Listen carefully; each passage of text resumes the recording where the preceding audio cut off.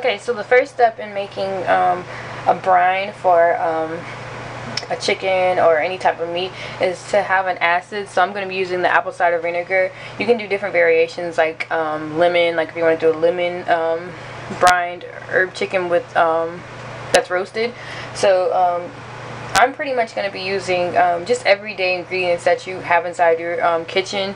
You can get creative and use other herbs, but for this sake, I'm using basic herbs, and I'm just doing a basic brine for anybody that wants to try this out, but doesn't necessarily want to go to the store and buy all these different herbs or all these different ingredients. So the ingredients that I'm going to be using are apple cider vinegar, paprika, fresh garlic, shallots, some brown sugar, some sea salt, and some parsley, and then some pepper.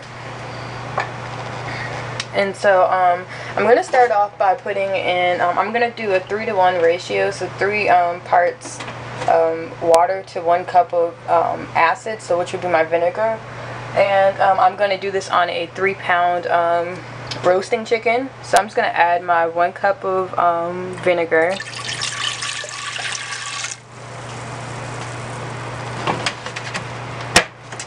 And then I'm just gonna, what I like to do is I like to cook all the ingredients in the vinegar first before I add the water, just so that the flavors can develop.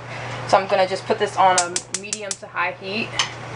And this is a recipe that you can brine for your chicken for the same day. So for instance, right now it's 12 in the afternoon, so this brine, I'm going to start it right now, and by 5 o'clock my chicken, once it gets done marinating, it will be done in time for dinner at 8. So around 5 o'clock is when I'm going to take it out, and then prep the chicken, take it out the brine, prep the chicken, and then put it in the oven. So then I'm just going to add 2 teaspoons of paprika. And then I have 6 garlic cloves that have been just crushed. So I'm just going to add that in there. They don't have to be chopped. And then I have a shallot, a medium-sized shallot that I've chopped in half. And then I have a handful of parsley, half a cup of brown sugar, and then half a cup of sea salt. And I've just mixed those 2 together. And then I'm just going to add 2 teaspoons of pepper. And then I'm just going to give that a stir and let that cook until everything is dissolved. So I'm just stirring this together right now, and just allowing those flavors to develop, because this is a same day brine. I am going to heat it because the heat's going to allow the flavors to develop a little bit faster.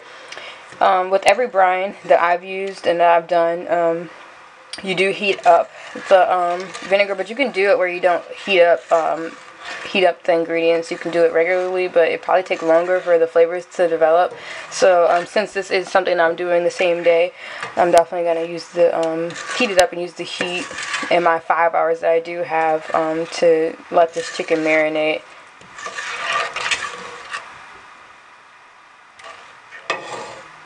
And so you're just going to let it dissolve and come to a slight boil, and then turn it down and add the water.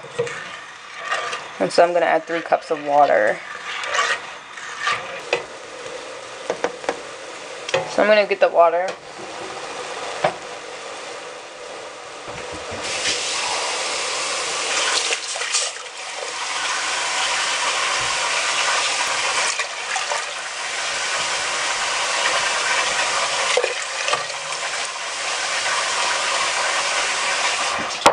So I'm just going to let that cook for about 10 minutes. That's just a guesstimate. You can do it less or more, but I'm just going to cook it a little bit longer so that everything is completely dissolved and incorporated. And since it is the holiday season, definitely you should try and brine your turkeys, because that is how you get the best flavor out of your chicken, and how you allow it to stay moist when you're cooking it. And that's a really big con with a lot of people, and why they don't like turkeys, because they believe it's dry. But it's all in the cooking technique. As long as you're brining it and you're doing like a butter rub, you're gonna keep you're going to keep that moisture in the turkey.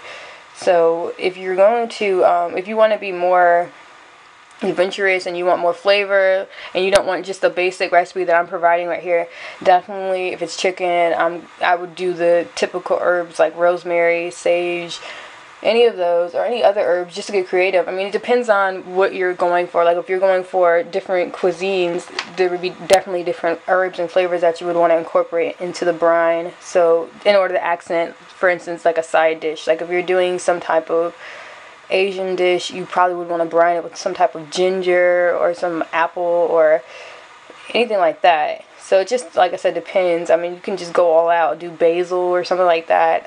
If it's maybe a Latin dish, do some type of cilantro or brine it, and the sky is the limit, what I'm trying to get across pretty much.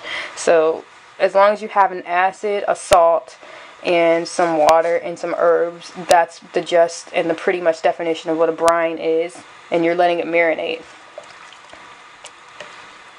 And I added brown sugar because I wanted it to be like a sweet flavor to the chicken, and I didn't want that, I wanted to help balance out that acid flavor from the apple cider.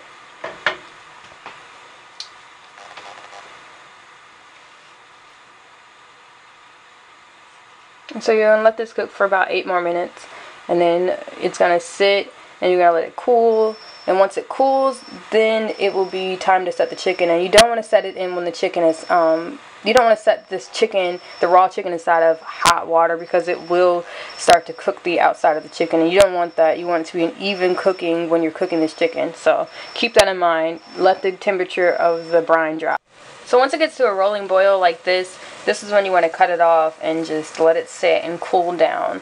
So at this point, you can let it cool down by itself at till it gets to room temperature, or you can stick it in the refrigerator if you're in a rush. But okay, so at this point, everything is cooled off, and I am going to stick my chicken inside of the pan. So this is my chicken. It is approximately, what is a 3-pound whole chicken, and I paid $2.97 for it at the farmer's market, so that was a pretty good deal. And it's a pretty decent sized chicken, so I'm just going to stick that in. Right. So cover this chicken and let it sit in the refrigerator for 5 hours. If you're crunched for time, maybe 3 or 4. It's just depending on how much the flavor you actually want to penetrate the chicken. Okay, so while that chicken is browning, then you want to take 4 tablespoons of butter, a tablespoon of parsley, and 5 garlic cloves, along with 1/4 cup of brown sugar, and you're just going to blend that in a processor until it's light and fluffy. Okay, so the butter is done, and the next thing you want to do is get a pan lined with some aluminum foil, and you want to transfer the chicken that has been brining to this aluminum foil and begin to put the butter underneath the skin. So what you're going to do is you're going to, you might even need a knife for this, but you can use your hands. You're going to pull the skin up and use your fingers to work beneath this area, the breast. And you're going to grab some butter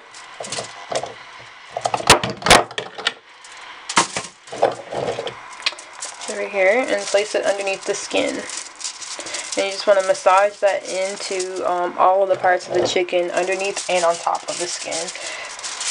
First goal is to get everything under the skin, then whatever's left over, put it on top.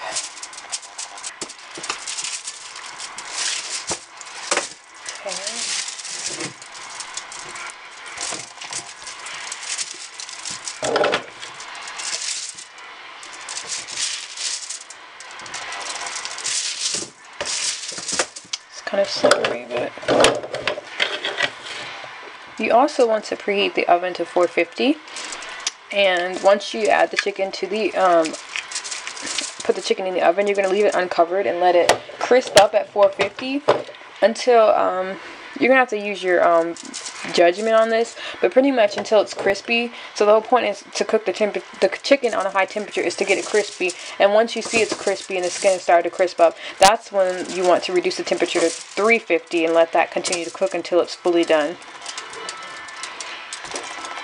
rub the chicken with all this butter.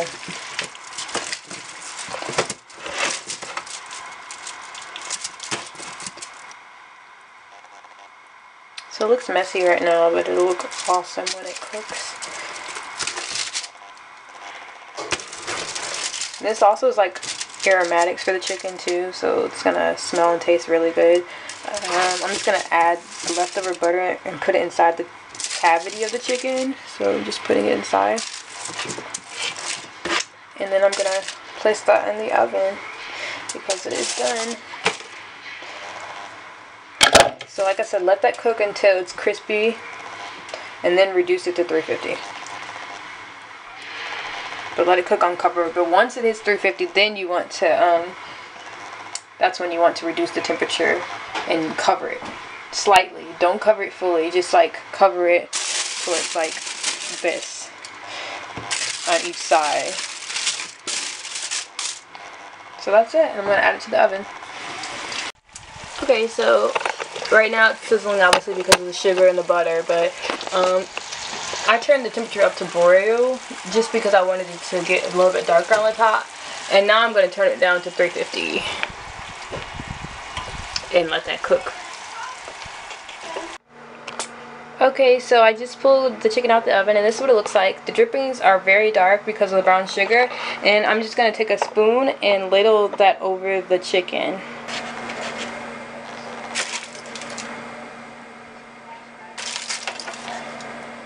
And let that sit and cool a little before you actually slice it. If you slice the meat too soon, it'll be dry.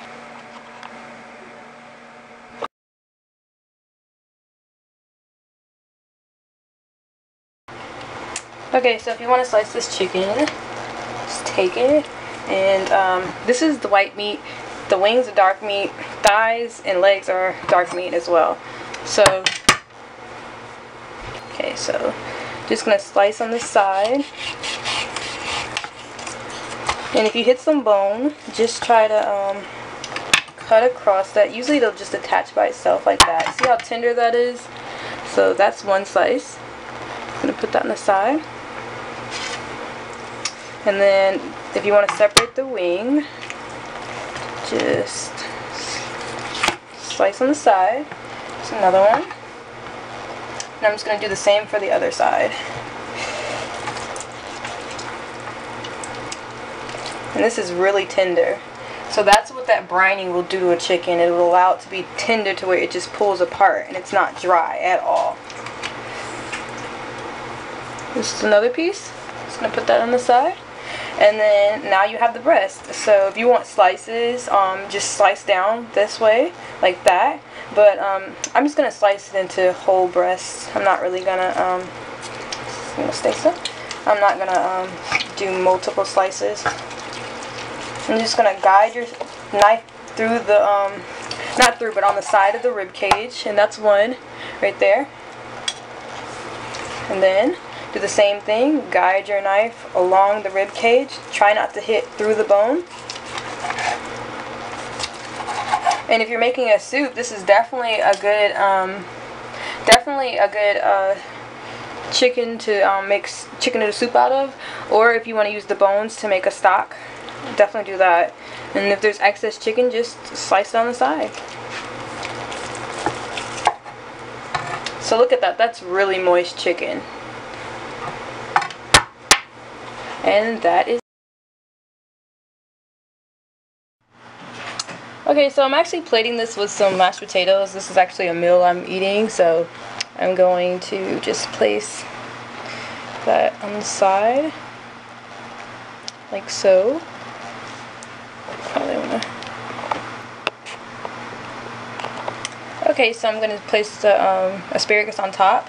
Then I'm going to go in with a piece of chicken and put that on top as well, like so.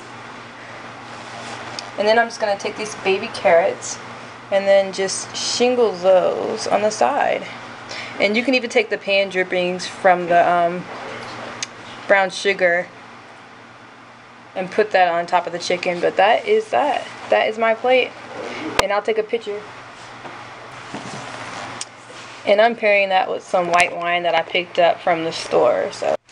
So check out my next video, and it's going to be on how to make candied carrots, and you'll see that I did put them on the plate with this. So in the video you'll also see that the candied carrots video was in conjunction with my roasted apple and herb chicken video, so you'll see that in another video, and so that's definitely something you can add to it to help complement that sweet and apple flavor from the chicken.